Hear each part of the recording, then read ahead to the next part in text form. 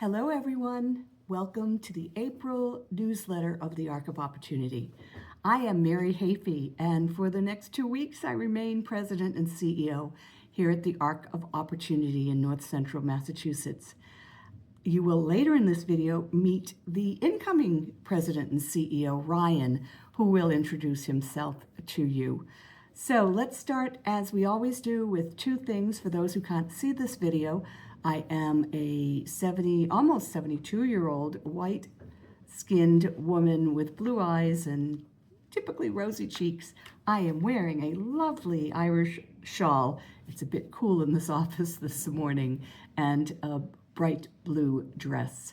And I am seated here today on the unceded lands of the Nipmuc people of the Nashaway tribe, who stewarded these lands long before any of us came. And it's important to remember that history. So there is a whole lot in this newsletter. Let me start off, though, reminding you that we are having a retirement party on April 9th from 4 to 6, and again on Friday in the afternoon for the program participants who mean so much to me. If you can come to either or both of them, you are more than welcome. I would love to be able to say goodbye to you one more time. If you're not, know that you are in my thoughts with deep gratitude. And a somewhat selfish plug is we have set up the Mary Hafey BIPOC Leadership Development Fund, Legacy Fund. And in this newsletter, if you are interested in contributing to that, we'd be more than happy to take your contribution. You know, we have an amazing staff and we invest in leadership development. However, over the years, our staff who are Black, Indigenous, people of color have often not had the same opportunities. So because of my strong feelings about this, the board graciously agreed that we could establish a fund and probably once a year award a scholarship to a staff member who has a plan for how they would like to advance their leadership. That is our BIPOC staff. Our staff who are not BIPOC have other opportunities as well. But if this is something that appeals to you, know that I would be greatly honored if you made a contribution. So here's the other things. There's a great story about Brenda in the newsletter. And at first I thought, why are we talking about a Halloween story in April? But it's not a Halloween story. Please read it. You'll have some fun with that. We are also, I want to briefly talk about Ryan, the incoming CEO, myself, and board member Katie Najjar went to Washington recently.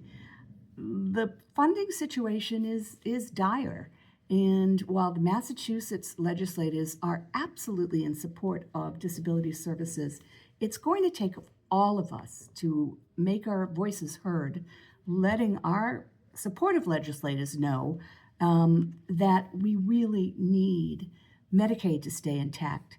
We need special education funding to be restored, along with the Office of Special Education.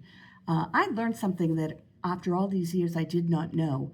When the special education law was first passed in 1975, Congress committed to providing 40% funding for special education. The reality right now is the federal budget includes 11% funding. You know, if we can provide supports early on through early intervention and special education, the outcomes are often better for people with disabilities. So that's a fact I did not know with those statistics, and encourage you to be aware of that as well. Tell your Congress people your story. It helps them to make the case. So that's my Washington, D.C. legislative update.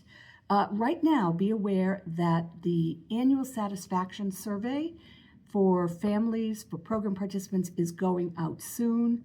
Please watch for that. Sharon will talk about it more later on in this video. We are asking you to share what Medicaid means to you, what services, home and community-based services you benefit from. There's more information in that. We have a few job openings, though I will tell you our vacancy rate is far lower than it has ever been. We invite you to submit your compliments about our staff through the Flipbook nomination. Not easy to get off your tongue. and the recreation calendar is included. And finally, the invitation to the retirement parties where I hope to see you. Anyway, I'm just introducing all of this, and stay tuned. There's a lot of fantastic information, as always, in this newsletter.